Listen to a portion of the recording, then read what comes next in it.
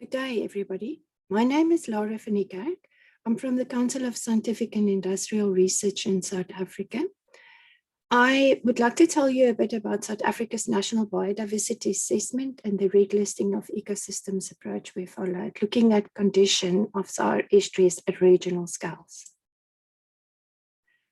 The process follows a step-by-step approach in which we delineate our estuarine space, we classify the type of estuaries, we determine the pressures on them, we evaluate their condition, we look this year for the first time at the IUCN Redlisting of Ecosystems approach, and then we look at our conservation targets and how close we got to it.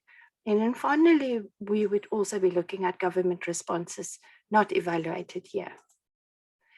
In terms of delineating the estuary space in South Africa, we define it by the estuary functional zone that encapsulate all physical and biological processes. The estuary functional zone includes all key habitats, mangroves, reed, seagrass, and salt marsh. It goes as far back as the limit of tidal intrusion or backflooding. It includes the 1 in a 100-year flood line.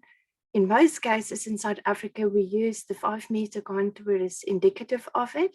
And for this time around, for the first time, we also included the estuarine shores as far back as the surf zone as part of the estuary space. The next step is to type or classify your estuaries. In South Africa, we've expanded our previous Whitfield classification from 5 to 9 estuary types in 4 biogeographical regions, and also 3 microsystem types smaller than 2 hectares. We have estuarine bays, estuarine lagoons, predominantly open systems, and estuarine bays, also large and small fluvially dominated, large and small temporary open and closed, and 6 arid predominantly closed systems. Altogether, 290 estuaries in 22 ecosystem types. Next, we go on to flow pressure. A third of South Africa's freshwater flow no longer reaches the coast, with 22% of estuaries under severely impacted by freshwater flow reduction. In terms of pollution pressure, 33% of estuaries under severe pressure, with wastewater, agricultural return flow, and stormwater being the main culprits.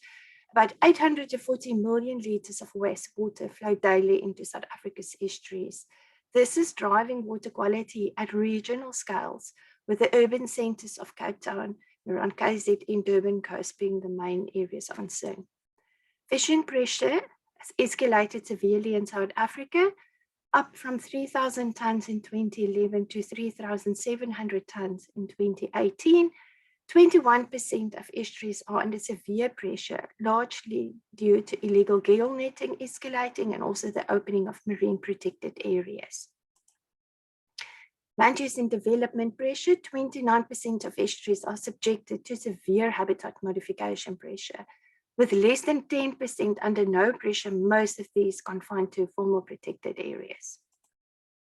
Artificial breaching, only 15% of South Africa's estuaries are artificially manipulated, but it adds up to about over 60% of our estuarine habitat. And then finally, we've added biological invasion pressure this time around as well. We know that alien extralimital translocated fish occur in about a quarter of our systems. 22 species being recorded in South Africa, between 1 and 9 per estuary. Also, a third of our estuaries have invasive terrestrial plants in them, and aquatic invasive species has heavily infested about 8% of systems.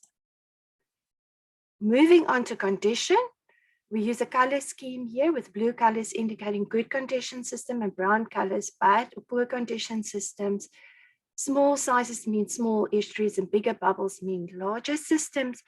And then evaluating at the national scale, more than 60% of estuaries are relatively healthy. So we have a large number of small good condition estuaries with 24, but only 24% of our estuarine area is in a good condition. More than 60% of habitat is significantly modified, with important ecological pressures under processes under severe pressure. Coming to the IUCN Redlisting approach, applying that for the first time, similar, red colors indicating critically endangered or endangered, and the size of the bubble indicating the size of the system, we saw that across all the realms, land and sea, estuaries were the most threatened ecosystem type in South Africa. 86% of estuary types are threatened in South Africa, 9% critically endangered, and 45% endangered. When we converted this to estuarine area, we found that 99% of estuarine area is threatened, with 3% critically endangered and 74% endangered. We also use the same information to look at our conservation targets and protection levels, and coming to our estuaries, we saw that estuaries are underprotected in South Africa, with only 18% of ecosystem types protected and 1% of estuary area well protected. But we also saw that we could have immediate gains, increasing to 8% of total area. The fishing effort in 3 systems is managed more effectively. So that is where we're going to be putting our efforts. As part of the assessment, we also look at habitat and species targets. So we know that salt marsh, seagrass, and mangroves are under severe pressure in South Africa. Mangroves no longer occur in 10% of systems, and 30% of salt marsh habitat has been lost, with knock-on effects in carbon sequestration. All exploited estuarine fish are overfished, with stocks of 5 of the most important species completely collapsed. And 35 bird species are dependent on estuaries. The 14% of these are threatened with extinction. Overall, we've lost 260,000 birds, water birds, since the 1980s, estimating that only about 30% remaining. So coming to our conclusions, we could apply the IUCN Redlisting criteria, but we needed to adapt it for South Africa's data-poor environment.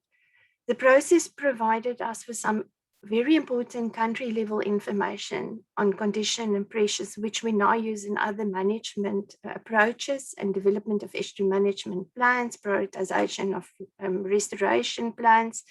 But one of our key concerns is our fundamental data sets is incredibly old, over 30 years old. We need flow data, bathy data, and new information on invertebrate fish and birds.